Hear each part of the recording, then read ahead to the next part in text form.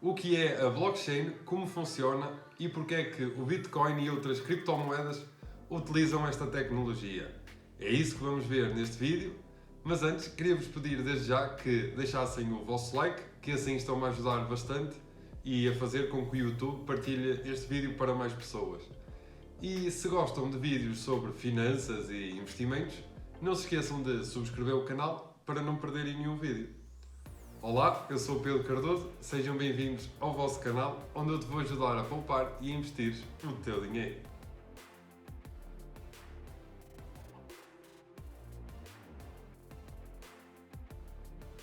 A blockchain nasceu em 1991 por Stuart Haber e Scott Stornetta, que queriam implementar um sistema de registros em que a data e hora dos documentos não pudesse ser violada. E apesar dos primeiros estudos que originaram o conceito de blockchain ocorrerem no início da década de 90, a primeira rede blockchain foi definida pela primeira vez no código-fonte do Bitcoin.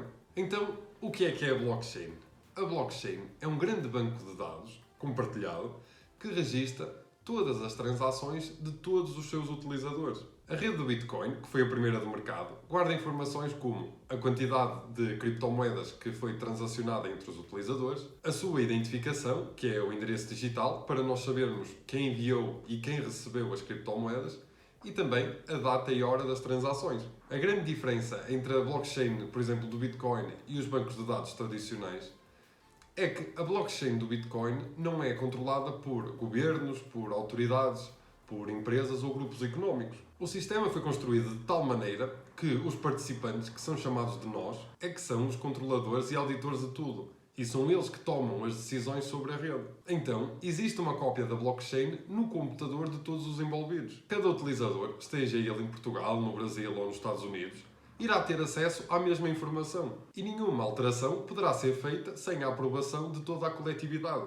Outra característica é que os dados são imutáveis, ou seja, se as transferências forem registadas e validadas, são eternas e não podem ser alteradas. E todo esse funcionamento é viável através de mecanismos de consentimento, que na prática são algoritmos que estabelecem as regras. E o algoritmo mais tradicional é o Proof of Work, que levado à letra é a prova de trabalho, que é utilizada no Bitcoin.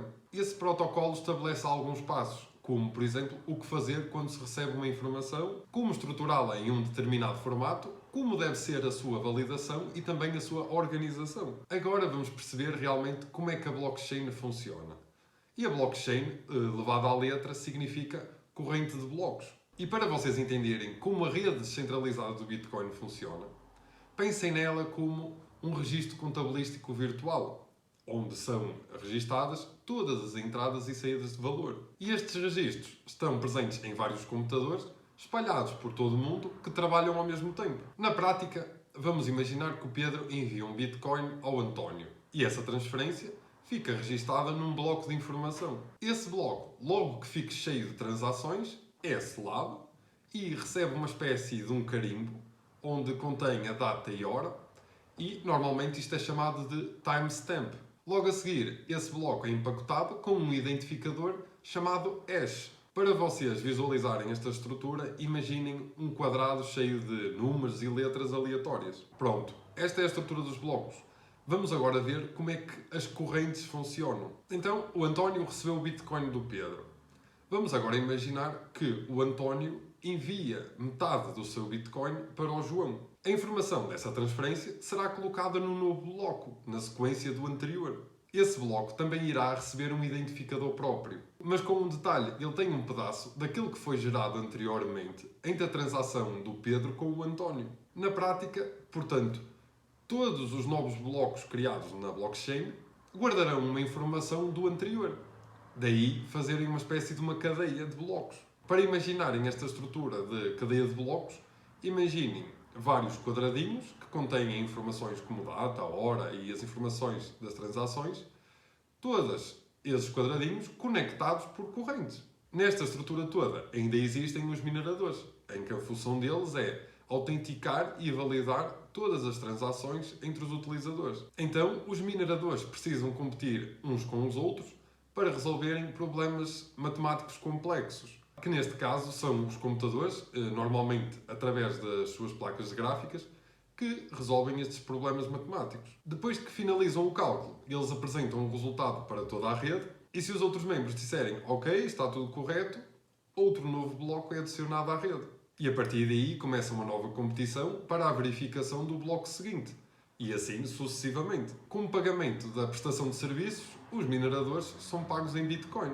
E tudo isto é coordenado pelo algoritmo da plataforma. E apesar deste trabalho da mineração parecer algo tranquilo, de tranquilo não tem nada. Aliás, a competição até é bem feroz. Vamos agora falar sobre os tipos de blockchain que podemos ter. Apesar de existirem centenas de modelos da blockchain, eles normalmente são divididos em dois grandes grupos: as blockchains privadas e as blockchains públicas. Nas blockchains públicas, todos podem entrar, todos podem visualizar todas as transações que ocorreram na blockchain e não há uma entidade central, como uma empresa, um banco ou um governo, a controlar as informações e a ditar as regras da blockchain. No caso do Bitcoin e da Ethereum, são de facto blockchains públicas. No caso das blockchains privadas, com o boom que houve recentemente das criptomoedas, os governos e empresas começaram-se a interessar bastante por esta tecnologia. Então criaram blockchains privadas que têm entidades centrais que são elas próprias que ditam as regras, as informações e quem de facto pode utilizar a blockchain. Este modelo de blockchain privado faz mais sentido para aqueles que querem tirar proveito de parte desta tecnologia, mas ao mesmo tempo precisam de privacidade. E de facto, empresas como a IBM e algumas entidades públicas já utilizam esta tecnologia nos seus projetos. Agora, uma questão que muitos colocam é se a blockchain é segura. E a segurança de uma blockchain varia consoante a sua força computacional. Ou seja, quanto maior o número de servidores ligados à rede e quanto mais ela for distribuída, mais difícil fica violar a sequência de blocos registada. No caso da blockchain do Bitcoin, como nós já falamos, ser formada por uma espécie de corrente de blocos, este mecanismo impede que os hackers façam alterações na rede e que alterem os seus valores, já que uma mudança em qualquer um dos pontos afetaria todo o sistema. Por exemplo, se alguém entrar na rede e mudar as informações do bloco 50, os hashes a partir do bloco 51 serão todos modificados.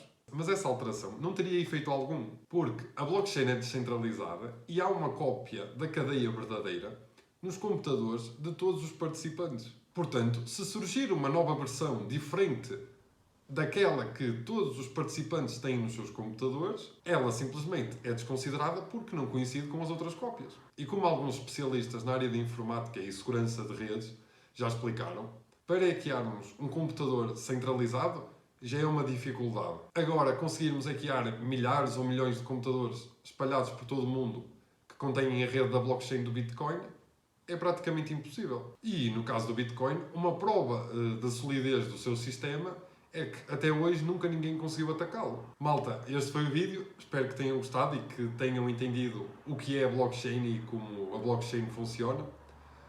Se acham que este vídeo possa ser importante para alguém, não se esqueçam de partilhar com a vossa família e amigos.